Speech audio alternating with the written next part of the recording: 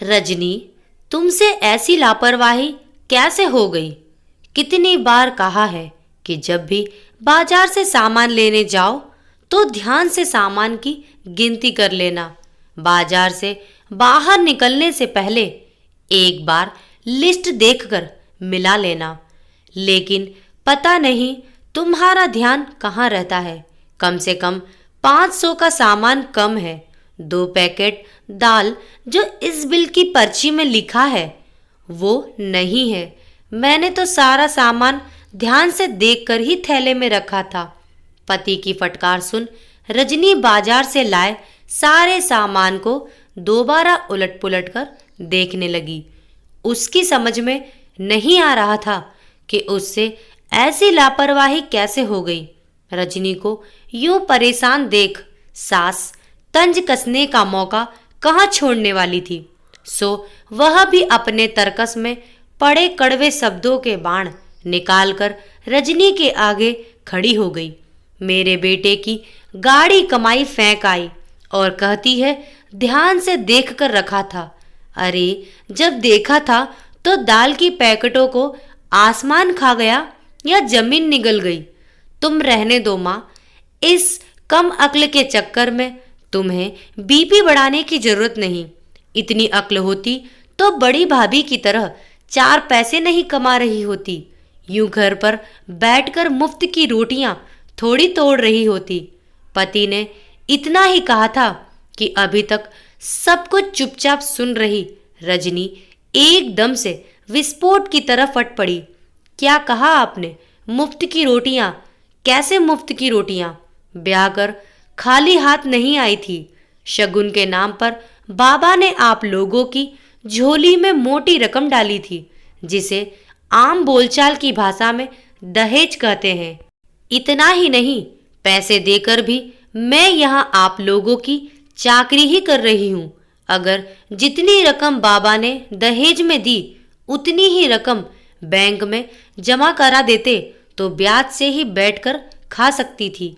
एक तो चोरी, ऊपर से सीना जोरी। देख रहा है कैसे कैंची की तरह जुबान चला रही है। सासू माँ रजनी के गुस्से को और भड़काने की कोशिश में बेटे से बोली, माँ जी, मुझ पर ताने कसने के लिए कैंची की तरह आपकी जुबान चलती है, मेरी नहीं। मैं तो सुबह से लेकर शाम तक चुपचाप पूरे घर का काम करती हूँ। धोबी से लेकर कुक तक सबके पैसे बचाती हूँ। पर आप सुबह से लेकर शाम तक मुझ पर तंज कसने के सिवा करती क्या हैं? रजनी, माँ से बात करने का ये कौन सा तरीका है? अभी की अभी माँ से माफ़ी मांगो। पतिदेव, माफ़ी तो मैं आपकी माँ से मांग लूँगी, लेकिन उससे पहले आप दोनों कान खोलकर सुन लीजिए कि मैं टुकड़ों पर पलने वाली नहीं हूँ। मैं भी इस घर में बचत कर उतना ही योगदान देती हूँ जितना कि आपकी बड़ी भाभी घरेलू सहायिका पर खर्चा करती हैं। लेकिन वो बात अलग है कि जो बाहर काम करने जाता है, 4 पैसे कमाकर लाता है, लोग उसकी मिसाल देते हैं।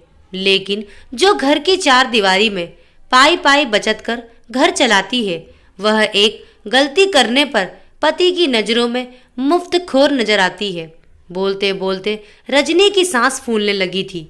थोड़ी देर बाद रजनी अपने कमरे में गई और वहां से अलमारी में टंगे अपने बैग में से 500 का नोट निकालकर पति के हाथ में थमा दिया। लीजिए, मेरी गलती की भरपाई मेरी कमाई के पैसे से कर रही हूँ, जो मैंने केक बेचकर कमाए थे। अगर मैं बाहर जाकर नहीं कमाती तो इसका मतलब यह नहीं कि मैं कमा नहीं सकती। रजनी की सुन सासू माँ और पति दोनों की बोलती बंद हो चुकी थी। इधर रजनी, जो कभी कुछ बोलती नहीं थी, इतना ज़्यादा बोलकर थकान महसूस कर रही थी। इसीलिए चाय की तलब रसोई में खींच लाई थी। चाय गैस पर चढ़ा रजनी एकाएक मुस्कुरा उठी, जैसे आज वो स्वयं के लिए बोलकर अपने आप को शाबाशी दे रही हो। केक बनाना तो उसके खेल खेल में ही सीखा था, और वो भी बेटे के स्कूल में, एक मुफ्त की बेकरी क्लास में। रजनी सपने में भी नहीं सोच सकती थी कि उस हुनर के दम पर आज पति के सामने इतना बड़ा साहस कर दिखाएगी। आशा करती हूँ दोस्तों आपको ये कहानी जरूर पसंद आई होगी। अपने विचार हमें कमेंट बॉक्स में लिखकर जरूर भेजें। कहानी को लाइक करें, ज़्यादा से ज़्यादा शेयर करें। अगर आप चैनल पर नए हैं तो चैनल को सब्सक्राइब करना ना भूलें। Thank you.